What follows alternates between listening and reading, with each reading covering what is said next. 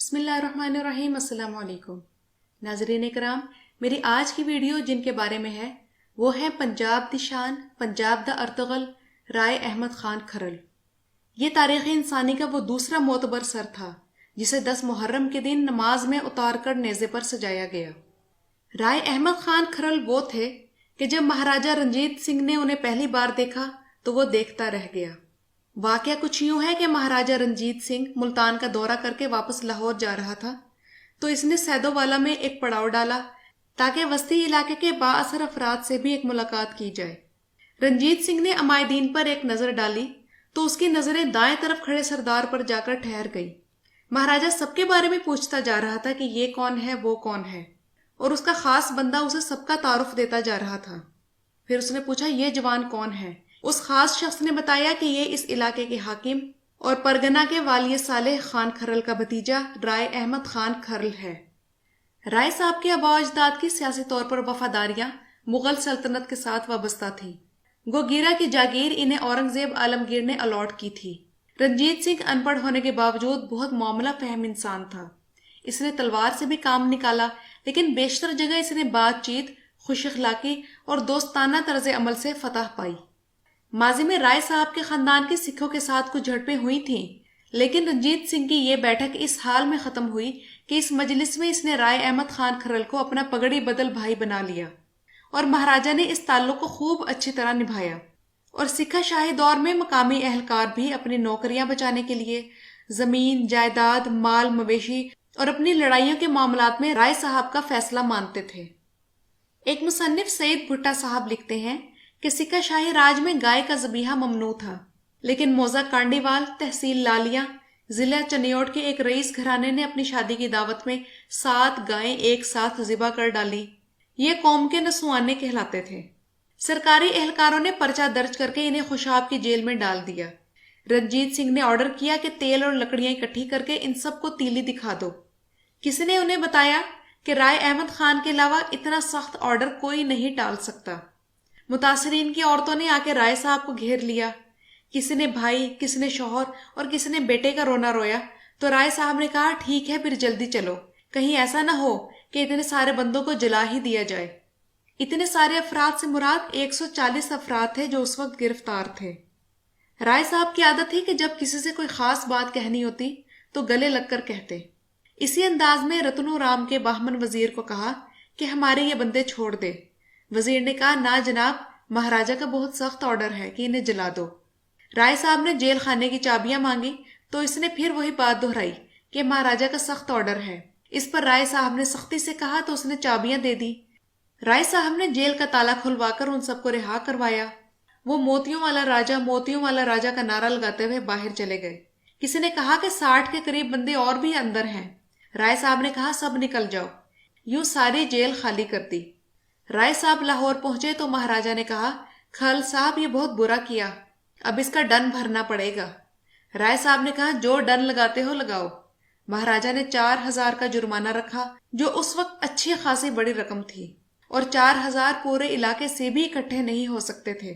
رائے صاحب نے رنجیت کے محل میں نوکر بھیجا اور کسی مہارانی سے 4000 روپے منگوائے۔ مہارانی نے پیسے تو بھیج دیے، مگر رنجیت سنگھ کو کہا کہ آج آپ کے بھائی کو پیسوں کی ضرورت تھی تو 4000 اسے بھجوا دیے ہیں۔ صبح جب دربار میں جرمانہ پیش کیا گیا تو مہاراجہ نے کہا یہ تو عجیب بات ہے کہ جرمانہ بھی اب میرے ہی گھر سے ادا ہوگا۔ تو رائے صاحب نے کہا کہ تیرے میرے گھر کوئی دو تو نہیں، یہ تو ایک سانجھ ہے، بس تمہارا حکم پورا ہونا چاہیے تھا، وہ جیسے تیسے پورا کر دیا۔ مہاراجہ اس بات پر مسکرا دیا اور کہا یہاں راج تو پھر کھرلوں کا ہی ہوا نا، ہم تو ایسے ہی بیٹھے ہیں۔ اور مہاراجہ نے اس وقت رائے صاحب کو رخصت کرتے وقت ان کے مصاحبوں کے لیے 25-25 روپے نذرانے کا اعلان کیا اور رائے صاحب کو سونے کے کنگن اور اطلس کی پوشاک پیش کی۔ اس کے بعد وہ دور شروع ہو گیا کہ انگریزوں کا پنجاب پر تسلط قائم ہونے لگا۔ انگریزوں نے مہاراجہ رنجیت سنگھ کے ساتھ 25 اپریل 1809 کو عہد نامہ امرتسر کیا، لیکن انگریزوں نے اس معاہدے کا پاس کم ہی کیا۔ 27 جون 1839 میں مہاراجہ کی وفات کے بعد کھڑک سنگھ تخت نشین ہوا، اس کے بعد نونہال سنگھ، شیر سنگھ اور دلیپ سنگھ وغیرہ، مگر نہ تو یہ کوئی پائیدار حکومت کر سکے، اور اس کے علاوہ ان کے وزراء لال سنگھ، تیج سنگھ اور کشمیر بیچنے والے گلاب سنگھ جیسے غداروں کی وجہ سے 1849 میں پنجاب پر انگریزوں کا مکمل قبضہ ہو گیا۔ ناظرین کرام، دریائے راوی لاہور سے ملتان کی طرف بہتا ہے۔ اس لحاظ سے دریا کے بائیں طرف نیلی بار کا علاقہ ہے جس میں اوکاڑا، پاک پتن اور ساہیوال آتے ہیں۔ یہ علاقہ اس وقت ملتان ڈویژن میں تھا، اب یہ ساہیوال ڈویژن میں ہے۔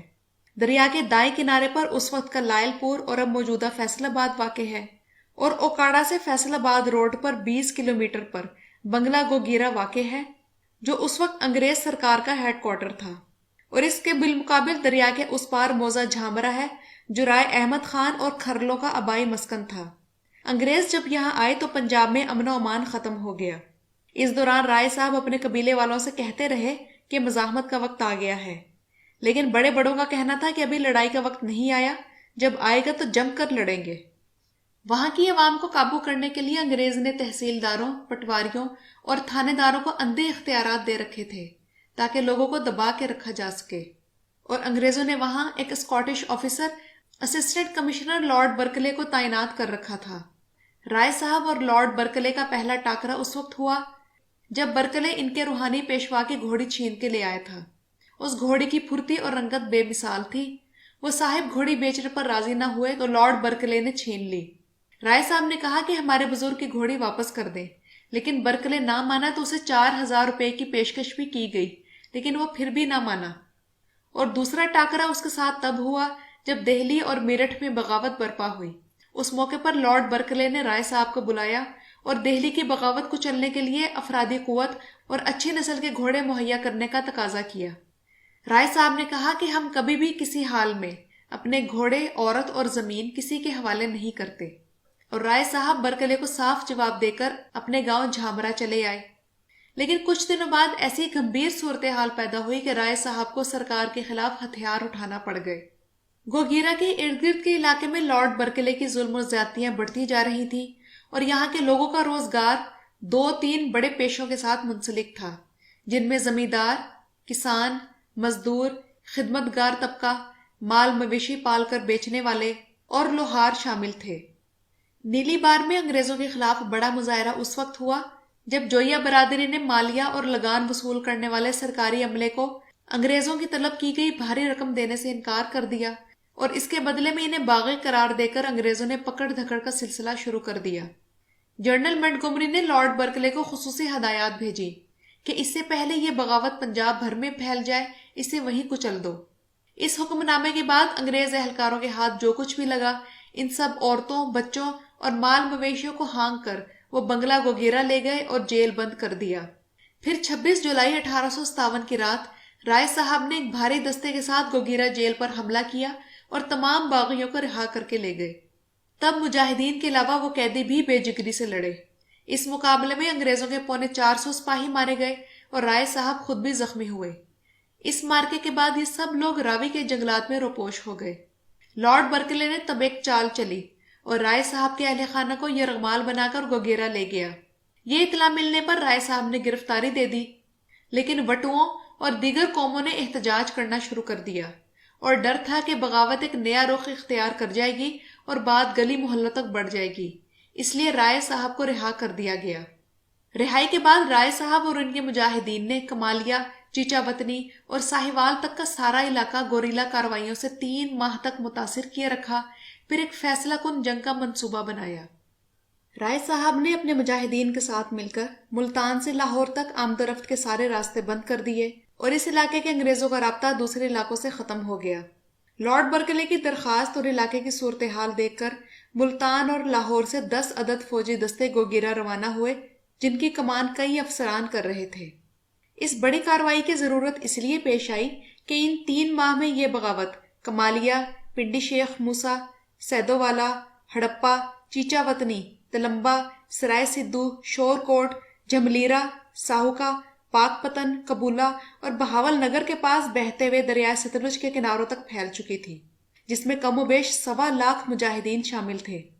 گوگیرا کی اپنی آبادی تقریباً 3 لاکھ تھی، اور ملتان تک کی کل آبادی تقریباً 10 لاکھ کے قریب تھی، جس میں سے بڑی تعداد میں مجاہدین نکل کر سامنے آ رہے تھے، اور یہ تحریک دن بدن مضبوط ہوتی جا رہی تھی۔ جولائی کے بعد اگست اور ستمبر میں بھی یہ چھاپہ مار کارروائیاں جاری تھیں۔ مگر اس کے ساتھ ساتھ رائے صاحب نے دیگر سرداروں سے بھی رابطے کیے، اور اس سلسلے میں مراد فتیانہ نے بہاولپور کے ایک معروف نواب کو 1,00,000 مجاہدین کے لیے اسلحہ اور مالی امداد کے لیے خط لکھا۔ نواب نے ان مجاہدین کی امداد تو کیا کرنی تھی، الٹا وہ خط لے جا کر انگریز گورنر کو دے دیا، جو اب بھی پنجاب سیکریٹریٹ کے آرکائیو ڈپارٹمنٹ میں محفوظ ہے۔ انگریزوں کی تازہ جمع شدہ فوجی طاقت کو دیکھتے ہوئے انگریزوں کے ساتھ فیس ٹو فیس لڑائی کا فیصلہ ہوا۔ اس مشاورتی پنچایت میں شامل سرفراز کھرل رائے احمد خان کھرل کی مخبری کرنے کے لیے رات گئے بنگلہ گوگیرا میں ڈپٹی کمشنر کے پاس پہنچ گئے اور کہا کہ انتہائی اہم اطلاع دینی ہے، اور اس ڈپٹی کمشنر کو کہا کہ راوی کے سب سردار ایک بڑی بغاوت برپا کرنے والے ہیں۔ اس کے بعد محرم الحرام کی 5 تاریخ اور 16 ستمبر 1857 کی رات جب بنگلہ پہنچ کر مجاہدین نے حملہ کیا تو انگریز بھی مقابلے کے لیے تیار بیٹھا ہوا ملا۔ لارڈ برکلے نے سامنے سے توپ چلوا دی اور 100 گولیوں کا بارود اس میں سے ایک ساتھ نکلتا تھا۔ توپ چلانے والا بھی مسلمان تھا۔ اس نے رخ ذرا اونچا رکھا اور بارود سروں کے اوپر سے درختوں پر جا پڑا اور درختوں میں آگ لگ گئی۔ توپچی کا احسان تھا کہ اس نے 2 فائر مس کر کے سنبھلنے کا بہترین موقع دے دیا، لیکن جب براہ راست فائر ہوا تو 4 بندے شہید ہو گئے۔ اس موقع پر وٹو، کھرل، جوئیے، فتیانے، ترہانے، ویوان، جج، جنجوئے، سیال اور کئی قوموں نے یہ کہا کہ ضلعی ہیڈ کوارٹر میں لڑائی مشکل ہے، لہٰذا کسی طرح یہاں سے نکلو اور جب کھلی جگہ پر آئیں تو پھر ہماری تلوار بھی یہ دیکھ لیں گے۔ تب وٹو اور کھرل پیچھے ہٹ کر نورے کی ڈل نامی جگہ پر پہنچ گئے اور ان کے باقی سپاہی بھی وہیں پہنچ گئے۔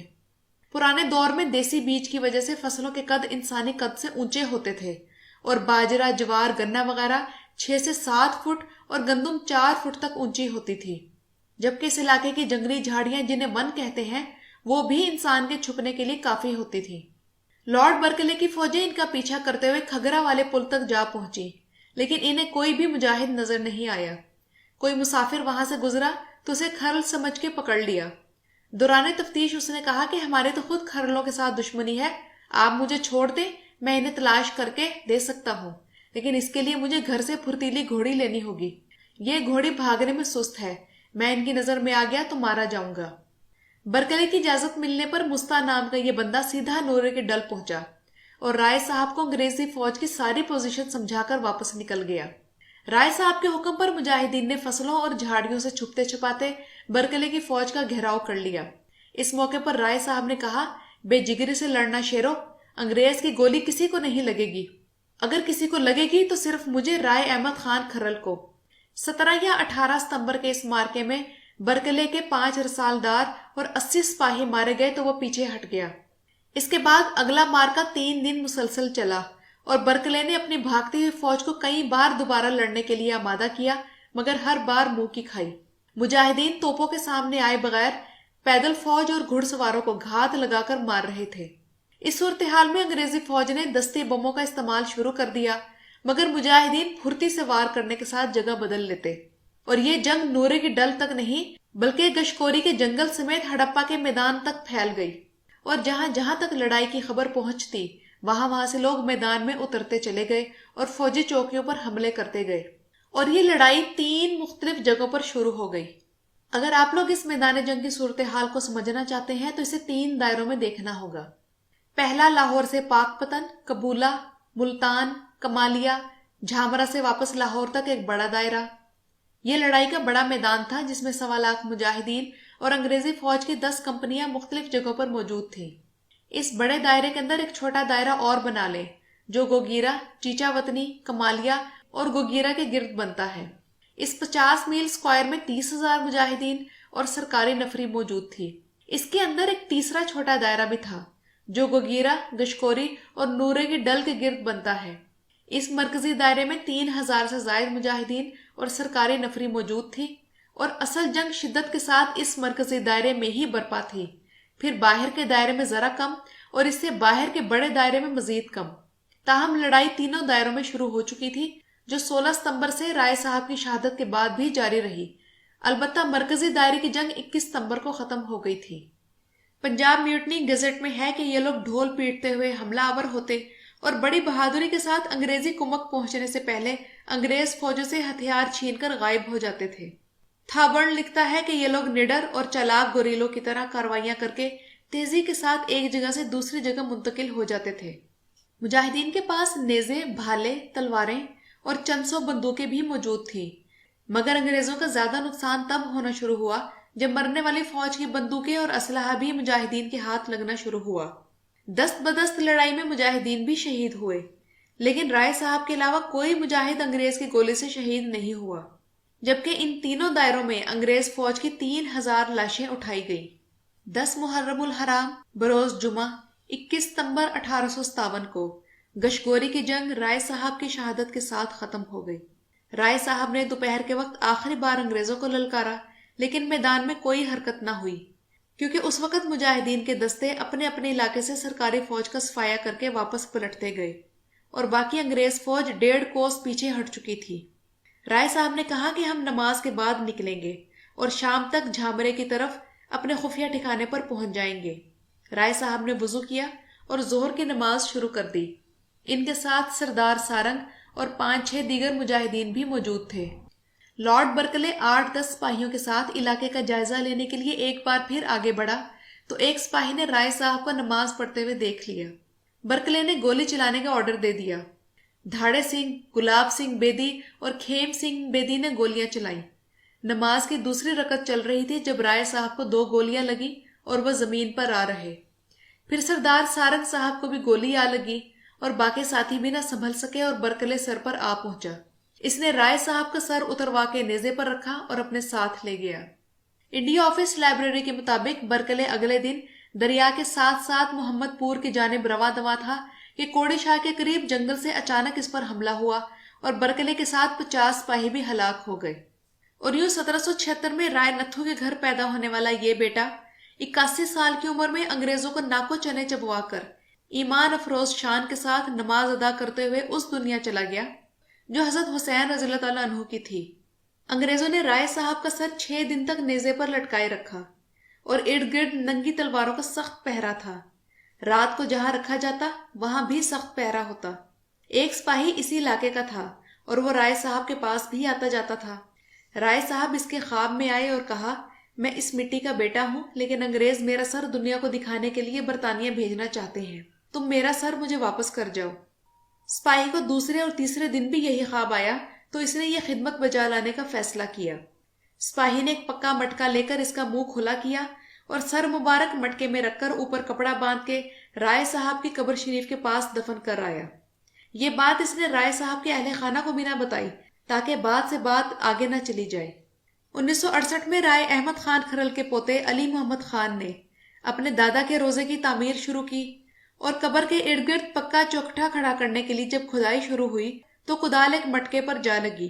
اس مٹکے کو احتیاط سے باہر نکالا گیا تو اس میں شہید رائے احمد خان کھرل کا سر مبارک تھا جو 110 سال گزرنے کے بعد بھی آنکھیں، داڑھی اور چہرے سمیت صحیح سلامت اور تر و تازہ تھا۔ علی محمد خان نے دوبارہ اپنے دادا کا جنازہ خود پڑھایا اور سر کو جسم کے ساتھ دفن کر دیا، جبکہ لارڈ برکلے گوگیرا سے شیخو شریف روڈ پر واقع ایک عیسائی قبرستان میں دفن ہے۔ اس قبرستان کے متولی کو 2 ہیکٹر اراضی دی گئی تاکہ قبرستان کی دیکھ بھال کرتا رہے، مگر اس کی حالت نہایت خراب ہے اور اس قبرستان کے اندر 2 قدیم قبریں موجود ہیں جن میں سے ایک لارڈ برکلے کی ہے، مگر کون سی ہے یہ پتہ نہیں۔ یہ مارکا نورے کی ڈل اور گشکوری کے جنگلات میں ہوا تھا، اس لیے اسے گشکوری کی جنگ بھی کہتے ہیں۔ برکلے کے قاتل مراد فتیانہ اور سوجے بدرو کو گرفتار کر کے بدنام زمانہ جزائر انڈیمان بھیج دیا گیا۔ رائے احمد خان شہید کے بعد لاہور سے ملتان تک انگریزوں کے سامنے کوئی اس طرح جم کے کھڑا نہ ہو سکا، تاہم کھرل، وٹو اور فتیانے کئی سال تک اپنی بقا کی جنگ لڑتے رہے اور گھر سے بے گھر رہے۔ ان میں رائے صاحب کا چھوٹا بیٹا محمد خان بھی تھا جسے لارڈ نے صلح کا پیغام بھیجا۔ ستم ظریفی کی بات تو یہ ہے کہ بھگت سنگھ کی موت کا دن تو سب کو یاد رہ جاتا ہے، لیکن 21 ستمبر کو رائے احمد خان شہید کی برسی خاموشی سے گزر جاتی ہے۔ اس کی وجہ اگر آپ تلاش کرنا چاہیں گے تو ایوان اقتدار میں آپ کو جا بجا ان 10 نوابوں کی اولادیں کھڑی ملیں گی جنہوں نے مارکا گشکوری میں انگریزوں کا ساتھ دیا۔ کمنٹ سیکشن میں اپنے رائے سے ضرور آگاہ کیجیے گا۔ شکریہ۔